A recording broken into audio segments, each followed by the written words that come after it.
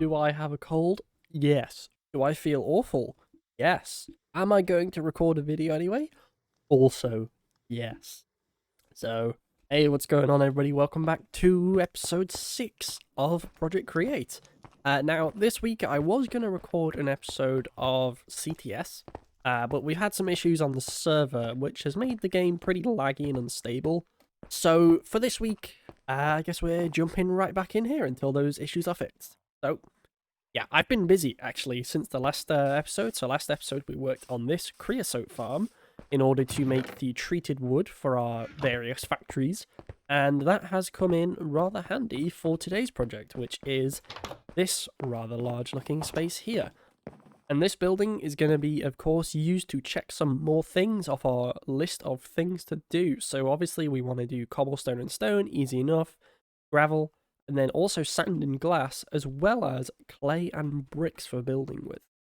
Now, I haven't really got a clue on how I want to do this, other than I know that this little side segment is where I want to put the cobblestone generators, but that is literally as far as I've gone with this.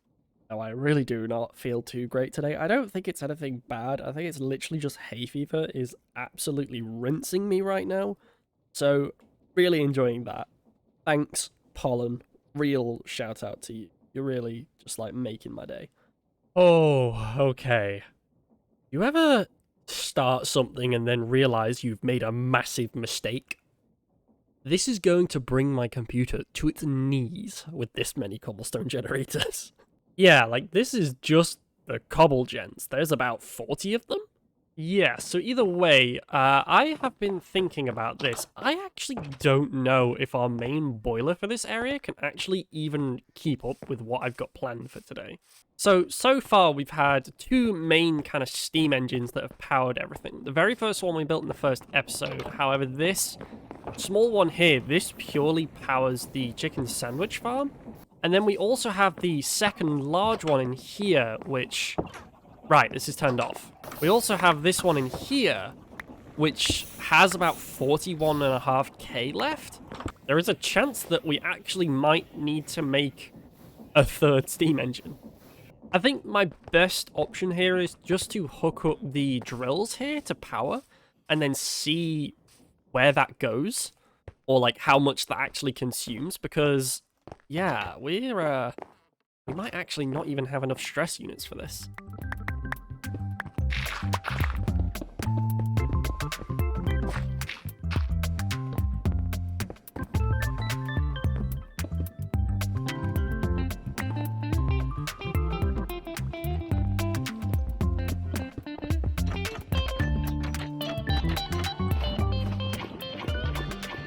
Oh, this is looking quite monstrous. I have actually added some locks onto this just so it's not spewing cobblestone while we're building, but I gotta know, how much is this thing spewing out?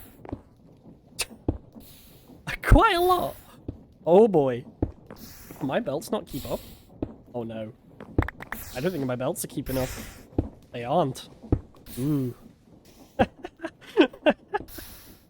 Just spewing it, man. That's beautiful.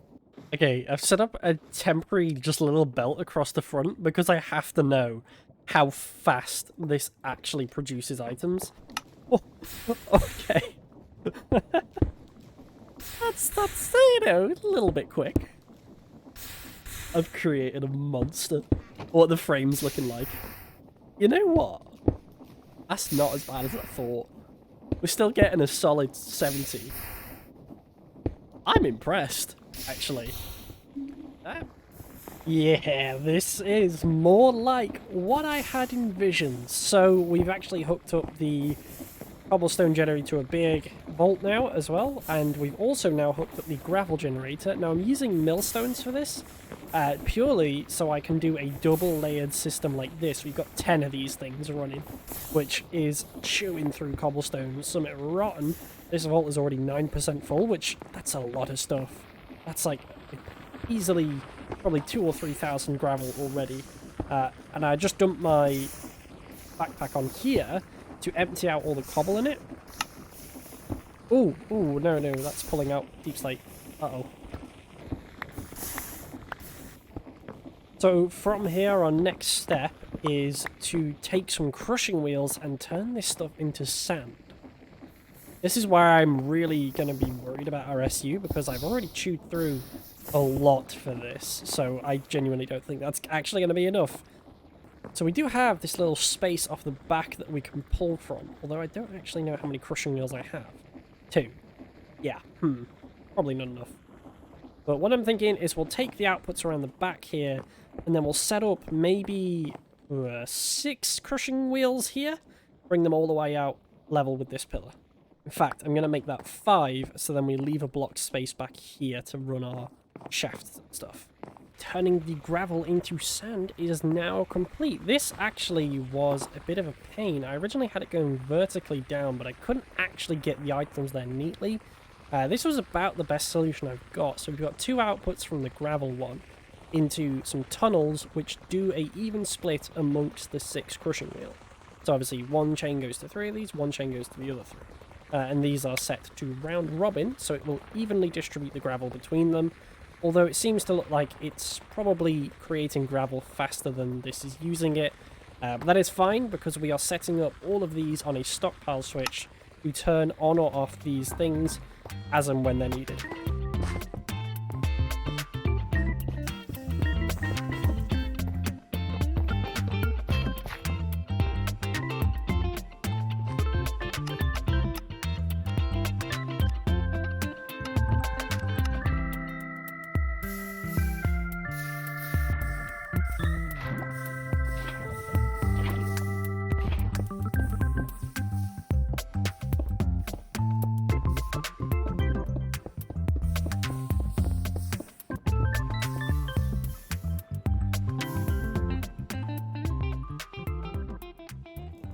Yep, well, didn't want to have to do this today, but it looks like we need another steam engine, because I have realised on our list we've still got to automate quartz and andesite. Yep, we need more power. I don't think I can make a quartz farm with 1184 SU. Could just be like 1 quartz an hour. And you know, I'm actually going to try out a new method of delivering the lava to the blaze burners, because if we give the blaze burners a straw here, it converts them to have a liquid inventory instead of a solid one. So we can just pump the lava directly from the cauldrons into the burners, which means we save on that whole bucket nonsense and the arms, which, yeah, this could be quite useful. So, and with that, it's time to make a boiler. And that should be enough power to cover the rest of this. And also this means the gravel can now finally be replaced with crushing wheels, and it seems like we've actually worked our way through the backlog of cobblestone, which means we're now using it as quickly, if not faster, than we're making it, which is great. Which means the production of sand has massively increased as well. This is up to 38% here. The glass is completely full. The clay is at just about 50%, so hopefully this shouldn't take too much longer to fill up. And in the meantime, while it does that, I think we should probably, you know, put a roof on this building. I'm a real big fan of the stars, but the phantoms, yeah, no, you can see by the head here, there's already been some problems. So this thing needs a roof, which means it's time for more of my favourite game of standing in front of the press for 20 minutes while I wait to make enough sheet metal to build this roof. And the reason we're using the copper sheet metal is because we can dye it black, and for black dye, you better know we've got charcoal. Oh yeah. Just a bit. Yeah, that's probably enough. And just like that, we have a pretty nice roof. I actually ended up adding just some glass in here for some skylights. I might keep these, I might not. They are very, very basic. It's literally just throwing some glass in. But overall, I don't mind them. Maybe we'll keep them, maybe we won't. But yes, this whole thing is now done. I've been letting this AFK a little bit. The bricks are completely full. The clay is nearly completely full. The sand is completely full. So once this is done, the sand will backlog, then the gravel, and then the cobble. So hopefully soon enough we'll have plenty of materials. But I have also done a thing on a stream. I decided it was time to make the base pretty. And oh boy, we have sure done that. This place is so pretty. I'm so proud of this. We started off by just adding in some custom trees. I ended up using the Creative World Shaper to help with the random placement of the different leaves. These are from the Chipped mod. They allow you to do different colors. So here we've got a combination of orange oak, red spruce, and golden jungle leaves. Whereas these ones are the lament trees from the nether and jacaranda, which are purple. And these actually stretch all the way out. We got another golden one here, and then a handful of them in the main area. And it's amazing how just a bit of moss on the ground and some trees can really just bring this place to life. Genuinely, it looks so good here now. I'm super proud of it. But, of course, we can't leave off here with this factory without actually being able to pull out the items we need. So currently, all the items are sitting in these vaults, and we have no real way to pull them out, I guess. Also, I have just realized these bricks have been sat on here. They've turned into worn bricks. Ooh, that might be a problem. Well, that's a problem for later, Skeech. Yeah, we need some storage for these things. And I've been thinking maybe out in this middle area we could do something, but I'm not entirely sure. I think for right now, I'm just going to try and pull some belts out of these things and center them all. But I'm not sure. You know, my true favorite part about any building create is how wonderful this looks on the surface. We got these lovely different colored crates, all nice and labeled with the different items and things. Everything is slowly making its way in. The sand might take a little while because it's serving everything else, but all the glass, all the clay, all the bricks, we got everything up here now. Nice and lovely and displayed.